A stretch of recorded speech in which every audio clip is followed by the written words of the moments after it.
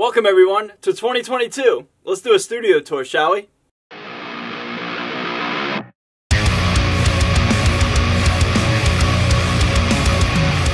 Alright everybody, so the time is here, 2022 is upon us, and what better way to officially start the year than showcase where I make all my noise and just, make all my cool guitar tones and do my whole thing here on YouTube, whether it's making demos, recording original music, all the above, it's all done here predominantly. So let's just start talking about the cool things, alright?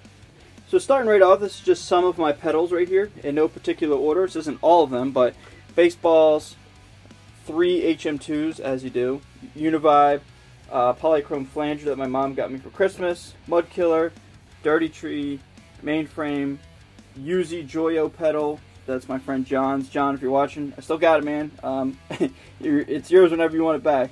EVH Chorus, Walrus Audio Slow Reverb, Boss SD1, Grindstein, Boss Metal Zone, Chorus Ensemble, Fortin 33, High Wind Amplification Direwolf, Keeley Caverns, V2, Sansamp Bass DI, Walrus Audio Eros, Walrus Audio Warhorn and Ages, and a Boss DS1. This is my first distortion pedal that I ever got. Up next we have two EVH 50 watts. We got the original 6L6 and then we have the EL34.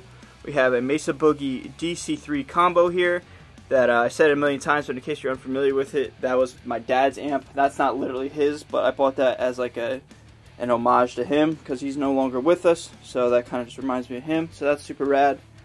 This is cool right here. This is a cool little added feature to the studio. This is a model airplane made by Max. Max is a good friend of mine. He's actually the son of my friend Jeremy. Jeremy works head of security with My Chemical Romance.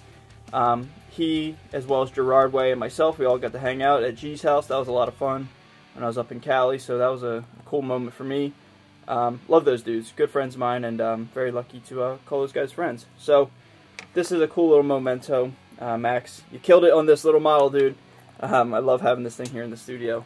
Up next, we got a Mesa Boogie dual rectifier. I believe it's a custom order of some sort. I got it really, really cheap from Sam Ash in Texas somewhere. I think like San Antonio or something like that, about 3 years ago. And it looks cool, but it's all beat to hell, man. It's all dinged up and stuff, and it sounds a little funny.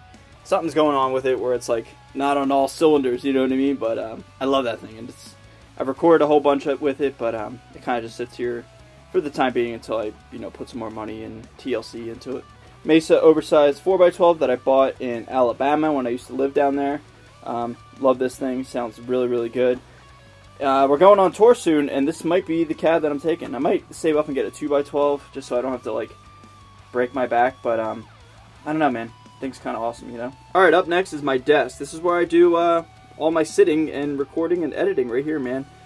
This is a MacBook Pro. Underneath, behind the scenes, is another MacBook Pro, but that just went to sleep. That's my music recording MacBook. That's my video editing and kind of thumbnail creating, more or less just like the visual and YouTube stuff. This is all, what I use to actually create music. Dive on into the desk itself. So underneath we have a warm audio mic pre. That's just what I use for all my spoken word and the rare occasional vocals. And then we also have a Focusrite Claire 8 pre. That's just the brains behind this whole rig right here. I've had this interface for about 4 years now. Knock on wood, never let me down. I love it. Stupid fast and very reliable. Love that thing. I just pulled this out for the sake of the video. This is a Shure SM7B. I don't really use it much, but the rare occasion that I'd use or need vocals, that's what I use. This is my travel camera, my GoPro. I take this when I go to airports or when I take any sort of trip or anything like that. This is one I predominantly bring. This is my first ever DSLR, my Canon T5i. Still got it. Still use it to this day. This is the Sigma lens that I use. It gives it that really nice blurry background. That's super awesome. So yeah, been having this thing for about 5 years now, and I still use it every day. This lens right here I don't really use. It came with the Canon 80D that I'm currently recording with, and it's just kind of like a backup. Alright, up next we have the two amplifiers that I gigged with in 2021. First off, we have the Victory Kraken, and I'm very honored to even say that I'm a Victory artist. That's so cool and so kind, and such a neat thing that I'm very proud of. But I love the Victory Kraken, man. Cool little unit, but just because it's small doesn't mean anything. It sounds great, very, very loud, and yeah, a joy to play. I played this one at the Whiskey A Go Go, so this one has a little bit of history with me. Up next is my limited edition 50th anniversary Mesa Boogie gold-plated dual rectifier, and what could I say about this thing? Other than the fact that it's gorgeous, man. This thing is awesome. Yeah, it just looks rad, dude. It's a gold dual rectifier. How could you not love it, you know? Alright, now we have one side of the room to talk about in terms of guitars. Let's start with this one. This is my first guitar ever. This is a BC Rich Warlock starter pack that I spray painted to look like Eddie Van Halen's guitar back in like 2003. It's my first electric guitar I ever had. I'm very stoked to own it. And I've said it a million times, man, but for a little kid, this is not a bad paint job, you know what I mean? I since refixed it up a little bit and kind of, you know, brought it to life a little bit. It's just got like an 81 in there and some kind of wraparound bridge, but I don't know, it's a cool little guitar, man. I'm very lucky that I have my first guitar. Not many people have their first guitar, you know what I mean? And although I kind of wish I didn't do this and paint it, I kind of wish I kept it like the Warlock with like the tribal, like the Kerry King look. I don't know. It kind of just, it adds a little level of uniqueness, and at the end of the day, it's a part of me, you know. So I'm very lucky to have it still. Up next is an American Professional Fender Stratocaster. I found this at Guitar Center in Cherry Hill, New Jersey. Love this thing, man. It's got an ebony board. That's like the main selling point with it. It's a little rough. It's a little beat. I don't know how well the camera will show you. There we go. It's been played, man. I certainly bought it used and got it used and got it for a used price.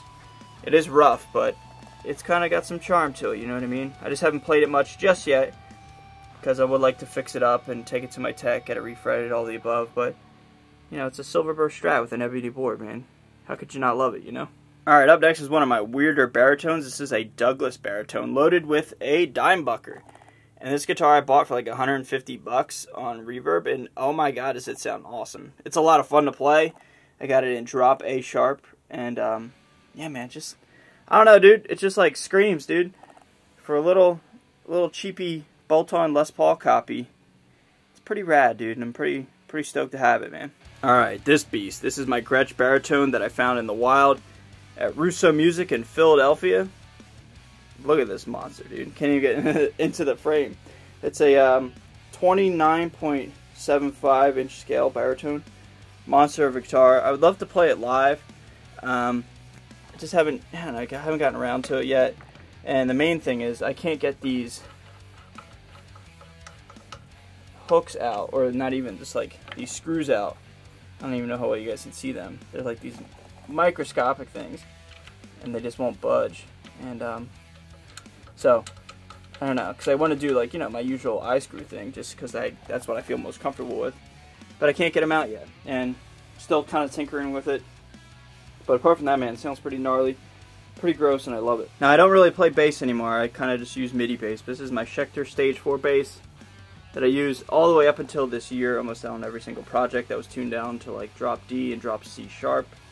I love it, man, but I don't know, just for efficiency and time's sake, I kind of just use Loki bass too anymore, but still got this bass. Now, before I go any further and I talk about this beauty, these are not all my guitars that are out. These are just the ones that are just out currently. I still have some in storage and in other rooms, etc. But yeah, just want to make that apparent. But this one right here has become like my #1 guitar as of late. I mean, look at that thing, dude. It just looks amazing. It's got double white Seymour Duncans in there. Super secret pickups that I want to save for a video. But yeah, man, look at that thing. The thing I love about it the most is this is going to be my #1 rhythm guitar for the album I'm going to be recording here in Nashville at the end of January, early February. I can't talk about it. It's very secretive, but I'm very stoked to be a part of that. And this is the guitar I'm going to be using. It's tuned down to drop C sharp, and I can't wait to create some art for the world with this guitar. Seen this one a bunch lately. This is my American Professional 2 Mercury Stratocaster. Played it a whole bunch. Love-hate relationship with it. It's rad, but I don't know, it's just something about it. I just can't quite get it to where I need it to be. I don't know if it needs a new pickup. It's all stock, but I don't know. Something about the rosewood board, or maybe it's because it's not full on Silverburst. It's like dyed Silverburst. I don't know.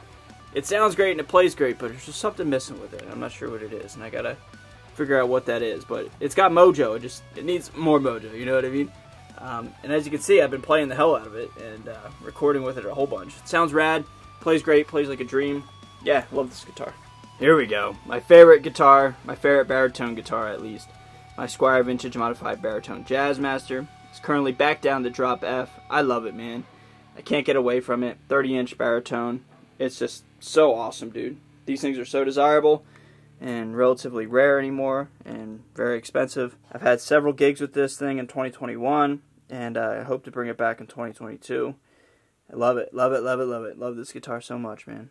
Another one of my famous guitars is my custom One-Off Dmv 7-string.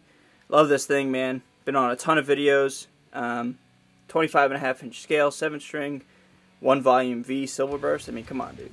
It's awesome. Thing I love about it is the 1 series headstock, just how massive it is. I mean, I think it's gnarly looking, right? I think it's wild looking. Matched that with the block inlays, ebony board. Yeah, man. I mean, this thing's super dope. Maybe one day I'll gig with it or play a show with it. But yeah, man, love this thing. And can't believe I've had it for almost 2 years now. It's crazy. Alright, so up next we have my recording setup right here. These are just a couple amplifiers that I'm currently playing with. Up top we have the EVH Stealth, and then follow that by the EVH Iconic. Yeah, everybody's really big on EVH lately, so you know, I figured why not just pull out some of my my favorite tones with some EVH amps. So that's what I've been using lately. And then just below that is my pedal board. We have a Boss Tuner, Digitech drop pedal, Fortin modified Maxon OD808, Fortin Zool, and the Earthquaker Devices Astral Destiny. And then just out of frame is the Universal Audio aux box that's down just below there. That's what I use for my cabinet. And now kind of winded down. Now we just have the rest of the guitars. This is my Reverend Baritone Descent RA Silverburst. I love this thing. I gigged with this at the Whiskey A Go Go and at the Off Something Club in LA. I forget what it was called. But yeah, dude, this thing's rad. A lot of sentimental value with this guitar, and you know, it just has a story with me, even though I've only had it for a couple months. It's probably my #1 gigging guitar right now. I'm not sure. We have shows, you know, tentative shows coming up as well as tours tentatively scheduled. And if I had to choose right now, I'd probably just choose this one, just because you know, it's very reliable and it's kind of like what I know, you know. You know, Old Girl is still here. My 1978 Les Paul Custom. Yeah, man, had this thing for 3 years now. Been on so many videos and recorded so much with it. I might take this down with me down to Nashville, just because, I mean, who doesn't want to record on a 78 Les Paul Custom, you know what I mean? And if you're going to do something forever, or, you know, do something that's going to last forever is what I'm trying to say, might as well use a cool guitar. So I think this guitar would definitely do the job, man. 78 Les Paul Custom, all stock. Yeah, man. Love this thing. Alright, for all you Jim Root fans, this is my custom now Jim Root Stratocaster. I've had this thing for about 4 years, give or take, and it's been played and beat to hell. Let's see if I can change the lighting so you guys can see how beat up it is. Yeah, I mean, once you really get in the nitty gritty of this thing, it's just been played like crazy. I love it, man. It's only like 4 years old, but I just love how it wears in like it's like a 30-year-old guitar. It's just super rad, you know. Put on some glow tape to give myself some fretboard markers. Emg Signature Demon. This guitar is still red / pink and black from the West Borland video, and it probably always will be. I think that's super cool. I mean, look at that. That's so cool, man. I don't know, I think that's super cool. You know, you can see the black paint and then the red, now that's a pink. That is so cool, man. I mean, that's a story, that's a moment in time captured forever on this guitar. This is my Squier Vintage Modified Baritone Jazzmaster backup. This is the black one, but obviously I swapped out the pick guards. So the Antigua pick guards on this one, and then, you know, vice versa. This guitar is cool, man. Just you know, I just love the Antigua one a lot better. It looks like a big giant marshmallow. This one's cool too. I don't even know how to capture this thing. Do my best to lay it like this. This is my Solar Baritone. I just did a video on it, man. I love this guitar so much. Definitely want to play a gig with this one, lightening it up so you guys can see the flame top on it and everything. Love this guitar. Thank you so much to Ola for sending this to me. I'm beyond thankful. This is such a cool guitar, man. Such a monster and such a beast. I mean, look at this thing. Nothing really too much to say about this one. You guys have seen this guitar a whole bunch. It's just my 5-string Ibanez bass. Like I said, I don't really play bass much, but still got it. And then to round out this video, we got 3 Strat style Silverburst. This was my Kiesel Delos Silverburst 7-string. Don't really play it too much, not really in 7-string land anymore, but if I was to ever have like a signature 7-string, if I could ever be so lucky, it would definitely be this kind of vibe, man. Kiesel knocked it out of the park with this one. Yeah, this is a gorgeous guitar, man. Like I said, don't play much. I need to change that. But I just like looking at it. I think it looks cool, you know. It looks awesome. This is one of my more recent acquisitions. This is my Fender Stratocaster Baritone loaded with a 1-volume, 1-bridge kind of setup. 1-bridge pickup setup. I love this guitar, man.